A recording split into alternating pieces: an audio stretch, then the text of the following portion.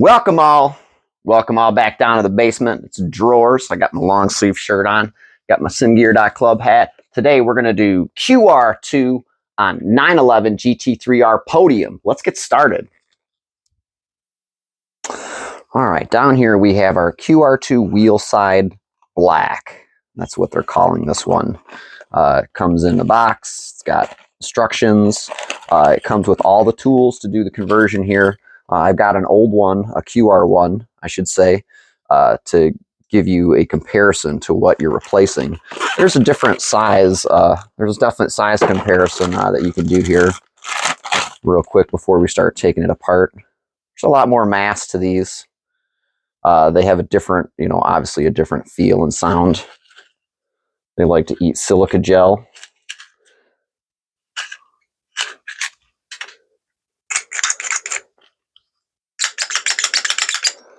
But let's go ahead and get started doing the assembly here. So like I said before, the Fanatec kit comes with most everything that you're going to need. First thing you should do is get your tools out. Nice shiny chrome one. Whoop.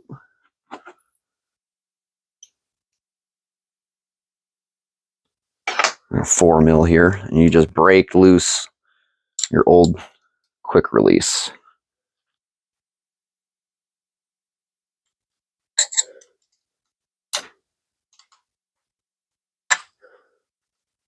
Righty tighty, lefty loosey. We're obviously taking it off, so we're doing left. A nice thing about this cool Fanatec wrench is once you get them broke loose, they recommend, I think, like 10 Newton meters of torque or whatever for this. You get a bicycle torque wrench, that's fine, but they get this nice wrench. It's got a ball end, so you can get in there and angle it up so you can get them out a little bit faster. Remember to keep an eye on these screws. If you look in the instructions, because I'm sure you have already, because I know I did a couple of times, it shows you different screws for different size screws for certain models. The CSL hub we did before actually uses bolts, or like nuts on a bolt. This has washers, so you want to make sure you maintain the washers. Don't lose any of them. So we'll see here if they're different. I think they're all the same on the Podium hub, actually. There's, I think, like maybe the BMW or one of the other wheels, the 911 wheels, or actually the 911, I should say that, the 918 wheel, formerly 911, yeah, see, same screw. Formerly 918, now, like, I guess it's just a Fanatec wheel, or the BMW wheel. I think those might have shifters and wires underneath that screw right there, so it uses a shorter. These are all the same, so don't lose them. Go ahead, take these off, and then we'll get it going to the next phase. So there's all our hardware. I'm going to go ahead and keep that together off to the side. Get yourself a magnetic dish or something like that, or whatever. Just don't lose them, because you want to reuse them. So next phase, we put our 4 mil off to the side with that too. We won't need that for now. Just carefully remove your QR1. Not pinching any of your pins or anything like that. I'm sure there's going to be a bonanza on those on eBay. This one, like I showed in the CSL hub, uses different screws. I don't think, I think you replace these ones. I'm not really sure. We'll just go ahead and take them off and compare them. Like I said, Fanatec provides the 2.5 mil to take these off. This one should be pretty, should be pretty easy. Feels like it. Unlike using that little Torx bit thing on the plastic hubs, that was a little more challenging. We'll see here. Yeah, I think we changed them and used the provided for this particular application. And I'll show you the comparison here. Go ahead and loosen these up and we'll skip to that. Screw that came out of it, screw they provide. So difference being in the head here. So you can see when you put it in the spacer, it sits down underneath. When you put it on this, the existing one sits way above.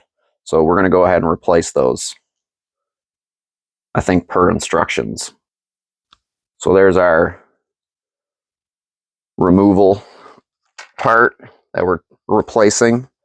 So you take this washer off because you need this like striker spacer. This keeps the tolerance between the stub and the connector there firm, so it's just not slopping around. Like if you had the old QR1 with the screw in it, like it would slop left and right. This is supposed to fix that. Hopefully it takes care of some other issues that have arisen with this wheel over time. The QR2 is supposed to, I don't know if it's a magic bullet or not. All right, so we got to use this provided screwdriver now.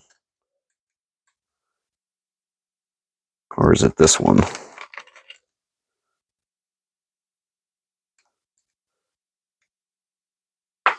It's the Torx bit. So it just says like 3 Newton meters for these.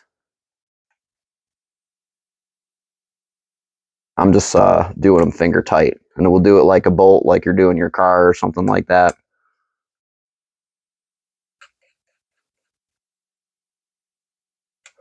This one here is a little harder. It's not nearly as hard as doing the CSL hub though. This is much easier because this is a more machined, refined piece of equipment. Supposedly by the dollar amount that they charge you, not necessarily by the performance it gives. Sometimes high-end PC equipment can be finicky, but we won't talk about that now. So here's our QR2. It's ready to get thrown on here. There is an up and a down. This little part right here is the up. This little part right here is the down. We'll just go ahead and slide this on here, hopefully not bashing anything. We'll get our other screws that we've taken off. Get those back in play here. Slide those on. It's really that easy. This is much easier than doing the CSL hub. So I'm pretty sure that's right. Yeah. Round side to the top. Square side to the bottom. See, that's a little rounder and a little square, longer line there. Is also how you can tell from top and bottom.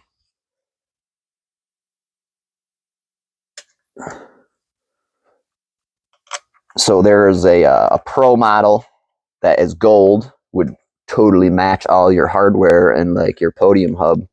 We have one of those coming because we have a BMW wheel. We'll do probably a video on that too later on, but that's it. This is just kind of tighten it down.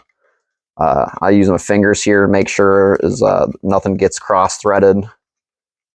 This is also has a recommended Newton meter. I'm just going to try and tighten it down, offset, you know, that kind of stuff, and I'm going to do it, you know, with my will and not a torque wrench. But I recommend, you know, whatever way you can get it done. So just be careful. They say nothing's wrong with this wheel. This one's been into the shop, and we'll get to test it out here. We'll try and play some Gran Turismo with it or something like that, or something on the small motor until we get our QR2 Type M attached. So these are all finger tight. Go back to our 4mm wrench here. We'll start here at the bottom. Just go a little bit. Go up here to the top. Righty-tighty just a little bit. We'll go back here down to the bottom. Just a little bit. Over here just a little bit. You can use the ball end here at this point because you're not really tightening it up really hard. And come over here. Righty-tighty. And then come over to this side. Whoops. Don't drop your wrench. And then just repeat that process till tight.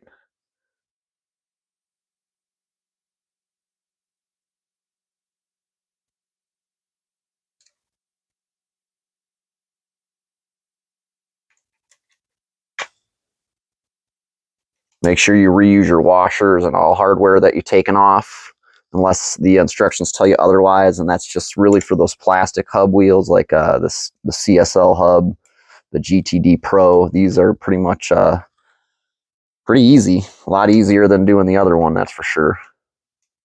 I also have the QR2 Lite, which I have on a couple. I was at the CSL hub right now. I had it on the GTD Pro. It's pretty. I'm more impressed with the plastic one than I am with this metal one, I think, initially. This one, you know, could be, like I said, if it's the magic bullet and it makes everything work like it should. Like I told my buddy, I was like, I'll just goddamn switch back. Doesn't mean nothing to me, as long as it works.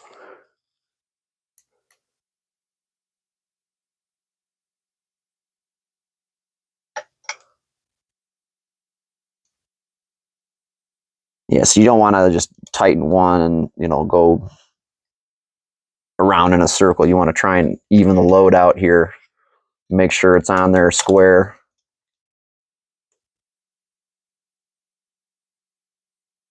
That's it. Pretty much cut and dry. Righty-tighty. I mean, these, just want to be careful with all these aluminum parts. Because, you know, if you mess it up, it's on you.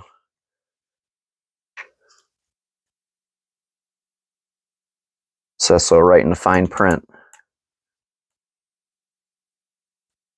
That's our guy. We're done. What do you think? Drop us a like. All that other stuff. Subscribe. Get yours using our affiliate link if you can. If you like any of this cool stuff on the table we were working on, you can buy that. Save all your old parts. You never know when you might need them. But that's it. Let's go ahead and put it on and see what it looks like, and I'll give you a thumbs up for that. All right, one final check here. Let's get our plastic one off. There's our QR light. Take a look, it's a little beefier. This is our mid-grade, I guess, QR2 Black, they call it. Go ahead and slide that on here.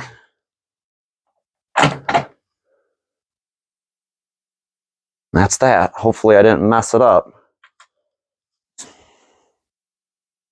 See if it lights up. I've never had this wheel on this this motor, so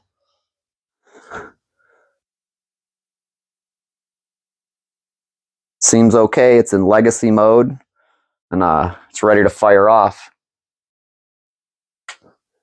A little crunchy. Doesn't look like we broke anything. That's it. Like and subscribe. Get yours with our affiliate.